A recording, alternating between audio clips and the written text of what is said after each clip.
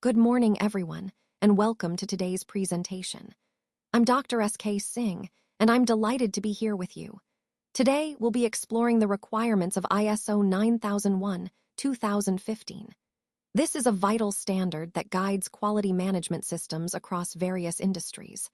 Over the course of this session, we'll cover the key principles, the structure of the standard, and what organizations need to do to comply. So, let's get started and dive into the essentials of ISO 9001-2015. Let's talk about ISO, or the International Organization for Standardization. This is an independent, non-governmental organization that develops standards to help ensure the quality, safety, and efficiency of products, services, and systems worldwide. Essentially, ISO creates guidelines that organizations can follow to improve what they do and how they do it. ISO has a broad membership, currently made up of 163 countries, which means it's truly global. It was established back in 1947 and is based in Geneva, Switzerland. Interestingly, despite being called an international organization, ISO is non-governmental, meaning it's not controlled by any government but still plays a critical role in setting global standards. There are actually 168 national standards bodies involved in ISO, working together to develop these standards. This collaborative approach helps ensure that the standards are relevant and widely accepted across different countries and industries. So, as we look at the bigger picture in this presentation, keep in mind that ISO's work underpins much of the quality assurance and safety protocols we rely on every day. It's all about creating a common language of standards that supports international trade, innovation, and trust. Sure, here's the word-by-word narrative script for Slide 3. The International Organization for Standardization, or ISO, was founded in 1947 by a group of delegates from 25 different countries. These early representatives came together with a shared vision. They wanted to create a set of international standards that could be adopted worldwide. Initially, there were 67 technical committees, each focused on different areas of products and services. The main goal was simple but crucial: to ensure that products and services are safe, reliable, and of high quality. This foundation helped foster trust and consistency across industries and borders. And as we move forward in this presentation, you'll see how these standards continue to shape the way we work and live today. ISO standards provide a really solid foundation for developing both national and international regulations. This helps save a lot of time because we're working from a common set of guidelines, and it also reduces barriers to international trade. When a product or a company aligns with ISO standards, it essentially demonstrates that they meet recognized international quality and safety benchmarks. This not only builds trust with customers and partners, but also streamlines the process of entering new markets. So, why ISO? Because it plays a crucial role in creating consistency and confidence across borders, which is essential in today's interconnected world. This is a key part of understanding how standards drive global business and safety. Let's take a closer look at some key facts about ISO. Currently, ISO has 163 member countries, making it truly a global organization.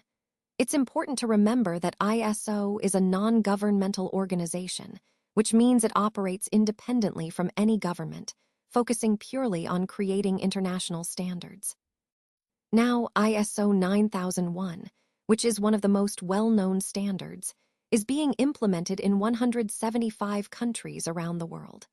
This highlights just how widespread and influential ISO standards are across different industries and regions. The organization's head office is located in Geneva, Switzerland, which is a central hub for many international organizations. You might also notice that ISO is called Organisation Internationale de Normalisation in French, reflecting its international and multilingual nature. Interestingly, the name ISO actually comes from the Greek word isos, meaning equal. This perfectly captures the essence of what ISO aims to do: create standards that promote equality and consistency worldwide. Some people might think the organization is called iOS, but the correct abbreviation is ISO, which stands for the International Organization for Standardization.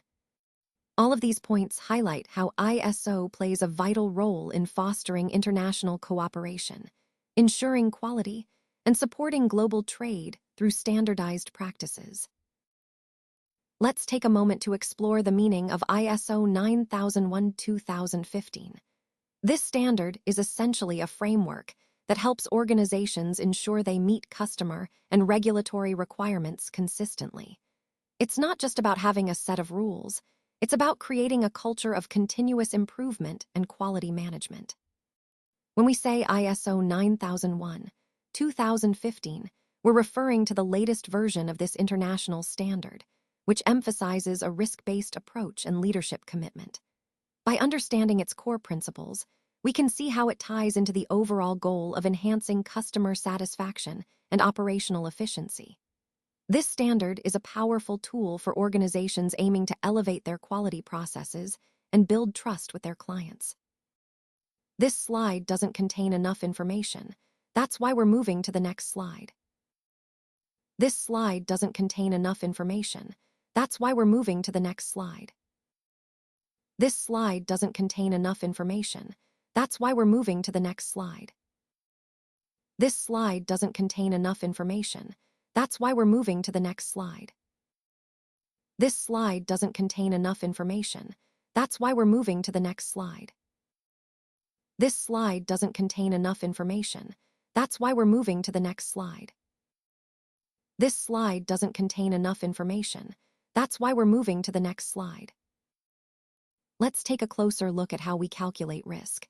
It's actually a straightforward but powerful formula: occurrence times severity times detectability. First, occurrence refers to how likely it is that a particular risk event might happen. Then, severity measures the potential impact or damage if that event does occur. And finally, detectability is about how easily we can identify or catch the risk before it causes harm. By multiplying these three factors, we get a comprehensive picture of the overall risk level. This helps us prioritize our efforts, focusing more on risks that are frequent, severe, and hard to detect. It's a key part of our risk management strategy, allowing us to make informed decisions and implement effective controls. Remember, understanding this calculation connects directly to building a safer and more resilient organization. This slide doesn't contain enough information. That's why we're moving to the next slide. This slide doesn't contain enough information. That's why we're moving to the next slide. This slide doesn't contain enough information. That's why we're moving to the next slide. This slide doesn't contain enough information. That's why we're moving to the next slide. This slide doesn't contain enough information. That's why we're moving to the next slide. This slide doesn't contain enough information. That's why we're moving to the next slide. This slide doesn't contain enough information. That's why we're moving to the next slide. So, how do we measure the effectiveness of our quality management system? That's what this slide is all about. First, it's important to identify key performance indicators, or KPIs, that truly reflect the objectives of your QMS. These could include metrics like customer satisfaction levels, defect rates, or process efficiency. Next, we need to regularly collect and analyze data related to these KPIs to see how well our system is performing. It's not just about gathering numbers, but about interpreting them to find areas for improvement. Another critical point is establishing a feedback loop, using the data to make informed decisions and implement corrective actions when necessary. Remember, the goal here is continuous improvement, so measurement isn't a one-time activity. It's ongoing, dynamic, and integrated into your management processes. By consistently monitoring and evaluating, you ensure your QMS stays aligned with your overall business objectives, driving quality and customer satisfaction forward. This slide doesn't contain enough information. That's why we're moving to the next slide. This slide doesn't contain enough information. That's why we're moving to the next slide. This slide doesn't contain enough information. That's why we're moving to the next slide. This slide doesn't contain enough information. That's why we're moving to the next slide. This slide doesn't contain enough information. That's why we're moving to the next slide. This slide doesn't contain enough information. That's why we're moving to the next slide. Now, let's look at some of the key benefits of implementing ISO 9001 in your organization. First, it can really help boost profits by improving efficiency and reducing waste. When your processes are streamlined, your costs go down and your profitability goes up. Secondly, achieving ISO 9001 can give you a competitive edge, making it easier to win new business because clients trust your commitment to quality. It also helps you retain existing customers as they see your dedication to consistent quality and service. Another important benefit is that it allows you to identify gaps in your processes. This means you can pinpoint areas that need improvement and address them proactively. Plus, by implementing consistent and repeatable processes, you ensure quality is maintained across the board, which is crucial for long-term success. Standing out from your competitors becomes easier when you have ISO 9001 certification, as it demonstrates your commitment to quality management. It also prepares your business for future challenges by fostering a culture of continuous improvement. Additionally, it can make the tendering process more efficient, as you'll spend less time preparing proposals, thanks to standardized documentation and processes. Engaging your employees is another benefit, because involving them in these improvements boosts morale and ownership. Overall, adopting ISO 9001 isn't just about compliance. It's about continually improving your business, creating value for your customers, and ensuring sustainable growth. For further support, please contact us. We're here to help you with any questions or additional information you might need.